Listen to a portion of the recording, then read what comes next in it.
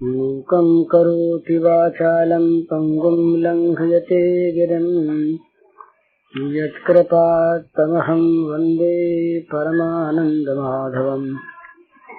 श्रीमन्मदनगोपालं वृन्दारण्यपुरन्दरम् श्रीगोविन्दं प्रपद्येऽहं दीनानुग्रहकालकम्।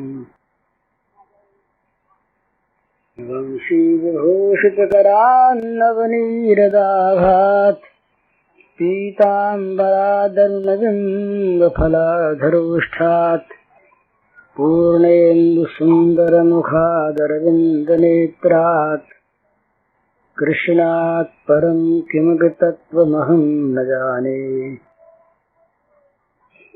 नवजलधरवर्णं चम्पकोद्भासिकर्णम् विकसितनलिनास्यं स्फुरन्मन्दहास्यम्। कनकरुचिदुकूलं चारुबर्हावचूलम् कमपि निखिलसारं नौमि गोपीकुमारम्। तो राधा का मादनाख्य भाव और राधा का मोहनाख्य भाव, इसकी फिर बड़ी लंबी चौड़ी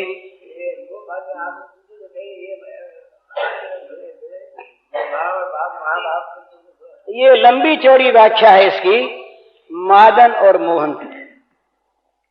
एक आज सुनाता हूं। मादनाख्य भाव में जब अप्रेमय दैन्य का अनुभव होता है, बड़ा तो एक घटना, श्री कृष्ण चले गए मथुरा। गए, जाने के बाद क्या होता है इनके भावों में कि ये समझती हैं कि अब कुछ रहा नहीं, श्री कृष्ण अब मिलने के नहीं। तो भाव आता है कि अब तो जहां मैं देखती हूं अंधेरा रह गया, मुझे जीना नहीं है, जी नहीं सकती, पर एक अवलंबन मिल गया। क्या मिल गया कि वो श्री कृष्ण का कृष्णपना नहीं, काला रूप नहीं, जहां तम है, जहां अंधकार चारों तरफ दिखता है, ये अंधियारी जो एक है, अंधियारी, ये एक बार ऐसा हुआ कि एक जगह श्री कृष्ण की छाया पड़ी। उस छाया में जो कालिमा थी, उस कालिमा ये पूर्व रात के समय के बाद तो श्री कृष्ण तक तो पहुंच नहीं सकी राधा जी, कई तरह के विघ्न थे। तो वो जो छाया की कालिमा थी, छाया थी, उस छाया में जा करके श्री कृष्ण का अनुभव कर लिया उसने। ये जो काली छाया है, इस काली छाया में उन्होंने कृष्ण का अनुभव कर लिया। अब कहती कि छाया तो होती तो पड़ती, और मेरे इस वियोग की ज्वाला से ये सूर्य भी जल गए और चंद्रमा भी जल गए, वो दोनों रहे नहीं। तो छाया जिन सूर्य चंद्रमा से पड़ती है वो चीज रही नहीं, तो रह गया क्या? अंधकार रह गया, अंधियारी रह गई। ये अंधियारी चूंकि कृष्ण को याद दिलाने वाली अंधेरा काला, तो ये मेरे जीवन का आधार रह गया, तो इसी को लेकर मैं जीऊं। उसके बाद जब दैन्य और फूटता है, बड़ी बढ़िया बात है। वो कहती है कि हे भगवान, भगवान से प्रार्थना करते हैं, भगवान से। श्री कृष्ण तो भगवान नहीं है, ये तो परम श्रेष्ठ हैं। प्रार्थना करती है कि हे नारायण, हे भगवान, मेरी मनोकामना आप पूर्ण करें। जिस ओर मैं जाना चाहती हूं उससे विरुद्ध मेरा एक पैर भी न टिके। तो किस ओर जाना चाहती है ये स्वयं बताती हैं। तो कहती हैं कि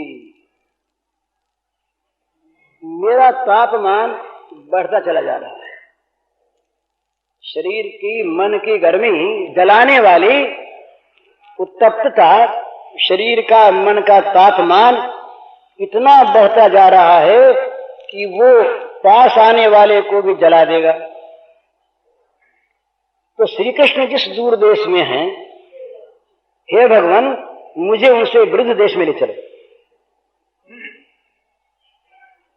श्री कृष्ण के समीप में मैं पहुंचूं, कभी मुझे दूर दूर ले चलो और दूर ले चलो।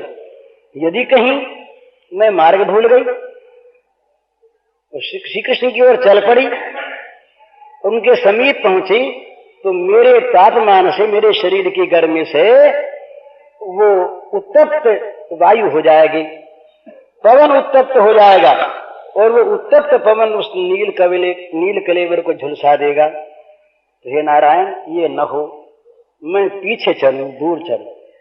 पहले जब मैंने कहा था कि वो ऐसी प्रार्थना करती है कि जिस मार्ग में जाना चाहती हूं उसे विपरीत न जाऊं, तो लोगों ने यही समझा होगा कि भगवान की ओर जाना चाहती है, दूसरी बात समझ नहीं सकते।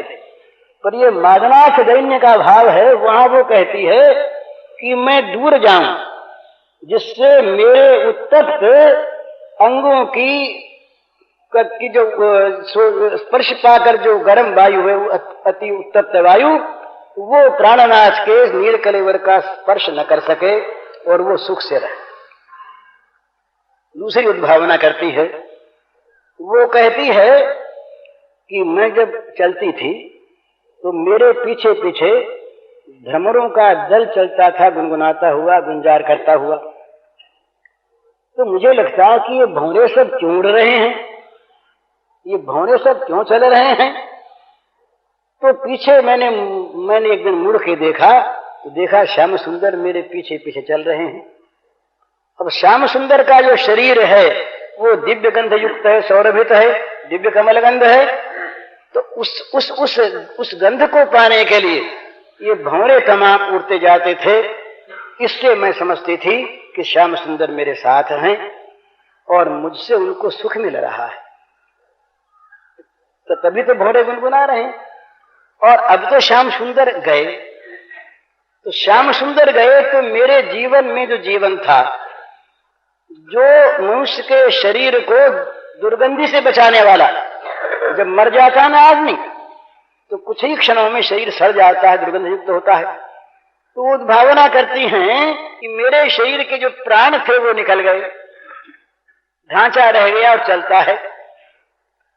पर जब प्राण निकल गए तो शरीर अब दुर्गंध युक्त हो गया, सड़ गल गया। तो हे भगवान, हे नारायण, मुझ पर कृपा करो कि मैं मेरे श्याम सुंदर जहां हैं उससे इतनी दूर रहूं कि मेरे दुर्गंध युक्त शरीर के वायु, शरीर की दुर्गंध को लेकर वायु उनका स्पर्श न कर सके, उनको दुखी न बना सके। इसलिए मुझे दूर रहना है, तो मुझे दूर ले चलो। फिर एक उद्भावना आई। उस दिन एक भाई ने संदेह किया था, एक उद्भावना आई उनके मन में कि बड़ा अच्छा तो हो गया ना, श्याम सुंदर मुझको छोड़कर चले गए, ये बड़ा अच्छा, इतना अच्छा हो गया कि जो मैं चाहती थी वो भगवान ने मेरी इच्छा पूर्ण कर दी। मैं नितांत अयोग्य, नितांत अनधिकारिणी। प्रेमी कभी प्रेम का दावा नहीं करता, गुण का दावा नहीं करता। मैं नितांत अयोग्य, नितांत अनधिकारिणी, सर्वथा दुर्गुणवती, सर्वथा कुरूपा, सर्वथा कुलक्षण वाली श्याम सुंदर मुझ पर प्रेम करें और वो इसको सुख मान ले, ये उनका भ्रम था। तो मैं भगवान से प्रार्थना किया करती कि भगवान ये मेरे श्याम सुंदर का भ्रम आप मिटा दो और किसी प्रकार ये मेरा परित्याग कर दें। मैं उनसे प्रार्थना करती समय समय पर कि नाथ ये दुख आप छोड़ दीजिए। भ्रम से आदमी दुख में सुख मानता है ना। तो मेरा साहचर्य यह है तो आपके लिए दुख रूप, और आप इसको मान रहे हैं सुख। मुझ में आपकी आसक्ति, अनुरक्ति, अतएव आप कृपा करके बहुत अधिक अधिकारिणी देवियां हैं, गुणवती, शीलवती, सब तरह से सुयोग्य। तो बोले जब जब मैं यूं कहती तब तब श्याम सुंदर का मेरे प्रति अनुराग और बढ़ता। तो मैंने सोचा मन में कि मैं क्या करूं, कहती हूं तो इनका अनुराग और बढ़ता, आसक्ति और बढ़ती है, तो इनका दुख ही बढ़ता प्रकारांतर से, और न कहती हूं तो इनके दुख को देख नहीं सकती। इनका दुख कैसे मिटे मेरे परित्याग में, मुझे ये त्याग दें तो इनका दुख मिटे, मैं त्यागने को तैयार। तो नारायण ने मेरी प्रार्थना सुन ली, देव ने मेरी प्रार्थना सुन ली, इसलिए ये मथुरा में अक्रूर इनको ले गए, और ले गए तो वहां जा करके इनको योग्य अधिकारी कोई प्राप्त हो गया हो तो मुझे विस्मृति हो, तो मेरी विस्मृति उनके लिए सुखदायिनी हो गई, तो मेरी साध पूरी हो गई। अब आप सोचिए थोड़ी सी बात कि क्या कोई भाव की बात अपने किसी प्रिय के लिए कितना त्याग करता है, क्या कल्पना भी करता है क्या है? कल्पना भी, हम तो, हमारी तो ये दशा महाराज है कि जरा सा हमारे मन के अनुकूल अगर भगवान न करें तो हम भगवान पर नाराज हो जाते हैं। हम भगवान को भजते इसीलिए हैं, अधिकांश जो भजने वाले लोग, कि भगवान हमारी अनुकूलता उत्पन्न करते रहें, स्वयं भी और पदार्थों के द्वारा भी हमारी इच्छाओं को भगवान पूर्ण करते रहें, इसलिए हम भगवान को भजते हैं। कहीं बदले में दुख दे दें तब तो फिर भगवान की आवश्यकता रहती नहीं। पर पद पद पर हम नित्य निरंतर उपासक लोग, भगवान की भक्ति अपने को करने वाले, हम जो मानते हैं अपने को, ऐसे लोग, विरक्ति अपने में मानने वाले लोग, जहां कहीं भी प्रतिकूलता देखते हैं, जरा सा कहीं मान भंग हो गया और कुछ नहीं सही, किसी ने हमारा आदर नहीं किया, इस विष्टा मूत्र के भांड का है क्या इसमें?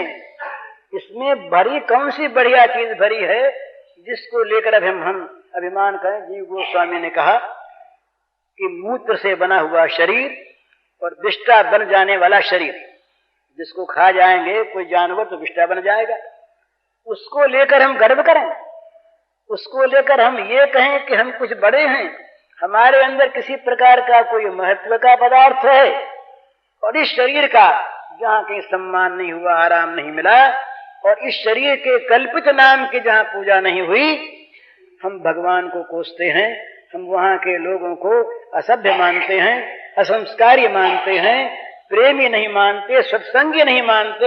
हम जाएं कहीं सत्संग के लिए महाराज, जाएं कहीं, भूख रहती है ना, अलग अलग वासना होती है, खाने की वासना, पहनने की वासना, सोने की वासना और बोलने की वासना है। वो हमारे एक मित्र हैं साहित्यिक, वो बड़ी मधुर भाषा में कहा करते हैं, बोले भी क्या करें, बुलास लग गई, जैसे प्यास लगती है तो बुलास लग गई, अब बोले बिना रहा जाता नहीं।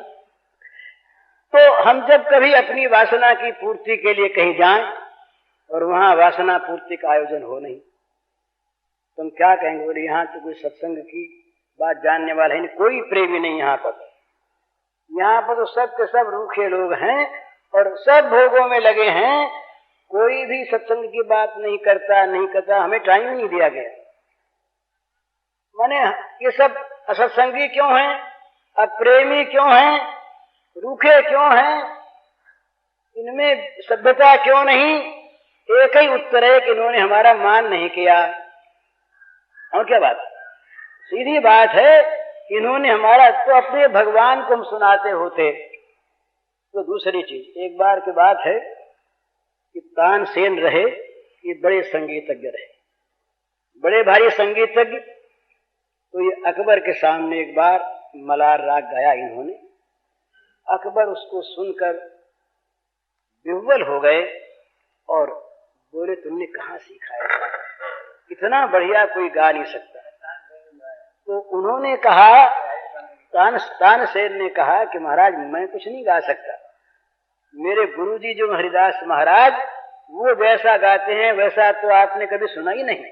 मैं तो उनके सामने जैसे सूर्य के सामने जुगनू ऐसा हूं। तो बोले उनका सुनाओ। बोले उनका सुनाना हमारे हाथ थोड़ी है, रात के हाथ थोड़ी है। आप उनको बुलावा भेजे, वो आपके दरबार में आ जाए, ऐसे तो वो है नहीं, हम क्यों आ जाए। तो बोले क्या करें, हम तुमको सुनना है। तो बोले फिर ये काम करो, थोड़ी देर के लिए बादशाह को भूल जाओ और सादे कपड़े पहन करके साधारण आदमी वास्तव में बन जाओ, हमारे साथ चलो तो कोई मिसल बैठा देंगे, कोई व्यवस्था करेंगे। तो सुनने की इच्छा थी अकबर की। अकबर साथ हुए, जैसा कहा वैसा ही महाराज की कुटिया के पास पहुंचे। तो अकबर से कहा कि इस पेड़ के नीचे बैठ जाओ। अलग समीपी पेड़ था बाहर कुटिया के, यहाँ बैठो और मैं जाके व्यवस्था करता हूँ। गए वहां, वो अपना भगवान की प्रेम समाधि में मस्त थे। कुछ देर के बाद उनकी प्रेम समाधि टूटी। बोले तानसेन अच्छे हो, कैसे आ गए। तो बोले महाराज ऐसे आ गया, उस दिन जो आपने सुनाया था ना वो मुझे ठीक याद नहीं रहा, मैं फिर सुनना चाहता हूँ। हमने सुनो, लाओ एक तारा। लिया एक तारा, लगे सुनाने। अब अकबर तो मूर्छित हो गए। अकबर मूर्छित हो गए सुन करके। उनको तो जो चीज आज मिली श्रवण करने को, वो कभी जीवन भर में बड़े बड़े गवैये आए, बड़े बड़े संगीतज्ञ कलाविद अच्छे कंठ वाले आए, पर उनको ऐसा सुख नहीं मिला आज। तो जब ये बाहर आए, अकबर को चेत हुआ, अकबर से बात हुई। तो अकबर ने कहा कि तानसेन तुम बड़े गवैये हो, तुम ऐसा नहीं गाते, क्या बात। तो बोले महाराज बात ये है कि वो सुनाते हैं भगवान को, मैं सुनाता हूँ आपको, मैं सुनाता हूँ आपको, वो सुनाते हैं भगवान को, यही अड़चन है। तो महाराज ये विलास और चीज है और भगवान का गुणगान और चीज है। वो तुलसीदास ने इतना बड़ा ग्रंथ रचा, पर भूमिका में कहते हैं स्वांत सुखाय तुलसी रघुनाथ गाथा भाषा निबंध मत मंजुल मा करोति स्वांत सुखाय। स्वांत, इसके द्वारा इस बहते हुए अमृत से तो कोई लाभ उठा ले, कोई नहा ले, पर मेरा ग्रंथ ऐसा हो जिससे जगत का उपकार हो, भला हो। इस प्रकार की किसी वासना को प्रेमी संत नहीं रखते। उनका संबंध तो रहता अपने भगवान से। वो अपने भगवान के सामने कभी रोते हैं, कभी गाते हैं, कभी उनकी तारीफ करते हैं, कभी चरित्र गाते हैं। अब इस पिंजरे में बैठे पक्षी के गान को कहीं उड़ता हुआ पक्षी कोई सुन ले, कोई याद कर ले, वो अलग चीज है। पर ये तो अपने पिंजर में आबद्ध है, अपने भगवान को लिए हुए, उसी को सुनाता है। लेकिन ये जहां पर वासना हमारे मन में है, वहां पर हमारा जरा सा भी अनुकूल पर नहीं दिखता, मान नहीं मिलता। तुम भले लोगों को भी कह देते हैं कि बुरे लोग हैं, असंस्कारी हैं, असभ्य हैं, हमारा इन्होंने मान नहीं किया, हमारी बात सुनी नहीं। तो ठीक है, ये जो सुनाने जाए और उसके न सुनी जाए तो दुख हो ही, इसमें कोई उनका अपराध नहीं है। सुनाने जाए न सुनी जाए तो दुख होगा ही। पर ये प्रेमी भक्त जो हैं, ये दुनिया को सुनाने नहीं जाते। ये सर्वधर्मान परित्यज्य यही है महाराज। तो अर्जुन जो रहा ये दूसरे क्षेत्र में था, तो इसलिए उनके द्वारा जो काम करवाना था भगवान को वो करवाया यंत्रवत। यही मोह का नाश है। इन्होंने कहा कि मोह नाश हो गया। ये मान रहा था कि मैं ये करूं, मैं ये न करूं, यही तो मोह था। और मोह क्या था, उसको स्मृति आ गई, अरे मैं तो इनके हाथ का यंत्र है। ये स्मृति, ये यंत्री मैं यंत्र, ये कराने वाले मैं करने वाला, मैं ये कहने वाला कौन, नहीं उससे ये कहने वाला कौन, मैं नहीं लड़ूंगा, ये कौन मैं कहने वाला। कभी कठपुतली कहती है कि मुझे सीधा नचाओ, टेढ़ा न नचाओ, मुझे सुलाओ मत, खड़ी रखो, वो कभी कहती है क्या। वो तो अपने आप वो सूत्रधार के सूत्र के इशारे पर वो नाचती है बिना किंतु परंतु किए। तो ये स्मृति अर्जुन को आ गई कि मैं तो आया तो इस काम के लिए यंत्र बनकर, और बनने लगा यंत्री आपके समकक्ष। 6 बात कही महाराज, बड़ी सुंदर। ये अर्जुन की जो स्वीकृति है, इस स्वीकृति में शरणागति का मर्म है। संक्षेप में मोह नाश हो गया। ये मोह नाश हो गया कि मैं कुछ करता कराता हूं, करने कराने वाला हूं, करूंगा कराऊंगा, ये जो था मेरा मोह, मैंने अपने को स्वतंत्र मान लिया। ये शरणागति जो है ना, ये परतंत्रता का साधन है। भला भगवान के परतंत्र हो जाना ये पारतंत्र का साधन है, ये स्वतंत्र नहीं। ये भगवान की परतंत्रता को स्वीकार कर लेना, ये शरणागति है। शरणागत स्वतंत्र नहीं होता कभी। अगर स्वतंत्र है, स्वतंत्र विचार है, स्वतंत्र कार्य है, स्वतंत्र इच्छा है, इच्छा भी स्वतंत्र नहीं, तो वो शरणागत नहीं, वो कुछ अलग लिए हुए है। उसने समर्पण पूरा नहीं किया, उसके समर्पण में कुछ कमी है। समर्पण करने वाला भी नहीं रहता समर्पण में। वो समर्पक अपने आप उसमें आके बैठ जाता है, तभी वो कह सकता है ता मन मनस्का मत प्राणः मदर्थे त्यक्त देहि कहा। नहीं, मन मनस्का नहीं कह सकता। भक्त कह सकता है कि हमने आप में मन लगा दिया, हमने आपको मन अर्पण कर दिया, पर भक्त कहते हैं, वो भगवान कहते हैं उसका मन है नहीं, मेरा मन उसका मन बन के बैठ गया। ये जो जहां भगवान कहते हैं वहां पूर्ण समर्पण है, वहां अपने आप की अलग स्वतंत्र इच्छा, स्वतंत्र सत्ता, स्वतंत्र मान्यता ये है नहीं। उनकी इच्छा से सत्ता है। मत प्राणा, मदगत प्राणा नहीं है। मन मनस्का मत प्राणा, मत प्राणा है। मत प्राणा का अर्थ है कि भगवान के प्राणों से अनुप्राणित हैं, भगवान के जीवन से उज्जीवित हैं, भगवान के रखने से उनका अस्तित्व है। क्यों रखते हैं? अपने खेल के लिए, अपना काम करने के लिए। ये गोपी भाव है। तो उसमें 6 बार शरणागति में मेरे मोह का नाश हो गया, मेरा जो कर्तृत्व था ये नष्ट हो गया। तो क्या हो गया? याद आ गई बात। क्या याद आ गई? क्या आपके हाथ का यंत्र हूं, ये बात याद आ गई। आपके हाथ का यंत्र हूं, ये बात याद आ गई। मैं कुछ करने कराने वाला नहीं, जो आप कराओ वो करने वाला मैं, इसीलिए मैं आया। और मैंने वो बस जो कुछ कहा। अब बोले तुमने बड़ा अच्छा किया भाई, इतनी तुमने साधना की, परम साधना कि जिससे तुम्हारे मोह का नाश होगा, समर्थ की तो साधना की। बोले ना ना, तत्प्रसादात्। शरणागत कहीं साधना अभिमान नहीं करता, वो कहता है कि आपकी कृपा से ये मोह नाश हुआ, आपके प्रसाद से, और मुझे स्मृति आई। तो बोले हमारे प्रसाद को तो समझाना, ये तो तुमने एक काम तो किया ही, हमारी कृपा को माना। बोले नहीं नहीं महाराज, मैं नहीं माना, आपने मनवा दिया। कैसे? यहां पर संबोधन है अच्युत। आप अपने स्वभाव से कभी च्युत नहीं होते, आप सुहृद है ना। हम चाहे न चाहें आप गले पड़कर भला करते हैं, हम चाहे न पीना चाहें आप गला पकड़कर अमृत पिलाते हैं। अच्युत हैं, आपका स्वभाव है। इसलिए यहां शरणागति में यह भी अनुभव नहीं, ये भी अनुभूति का अभिमान नहीं कि मैं आपकी कृपा को अपनी बुद्धि से, अपनी साधना से प्राप्त कर सका। जो कृपामय है उनकी कृपा तो सर्वत्र विकीर्ण हो रही है, विस्तीर्ण हो रही है। वो कृपा स्वाभाविक है। उस स्वाभाविक कृपा नहीं, अपनी कृपा से, जासु कृपा नहीं कृपा आघाती, अपनी कृपा से उस कृपा ने मेरे मोह का नाश कर दिया। तो क्या हो गया? जो होना था। 2 ही चीज होनी चाहिए, भटकना बंद हो जाए, जहां पहुंचना चाहिए वहां पहुंच करके स्थिर हो जाए, स्थितोस्मि। और गत संदेह, जहां तक संदेह रहता है वहां तक भटकना बंद होता है। सारे संदेह मिट गए, तो अब क्या करोगे? बस एक ही बात, करिष्ये वचनम तव, पूरी अधीनता। ये भगवान की शरणागति जब होती है तब शरणागत को भगवान अपना अंतरंग खोल के दिखाते हैं। अंतरंग खोल के दिखा देने का नाम ही प्रेम है। अंतरंगता बिना प्रेम नहीं होता, और प्रेम के बिना असली ज्ञान नहीं होता। जब तक बाहरी ज्ञान है, ऊपर का ज्ञान है, तब तक अंतरंगता नहीं है। किसी से भी हम प्रेम करें, हम भक्ति करें, उसको जानें, उतनी बात ही जानेंगे जितनी बार बार से प्रकट है।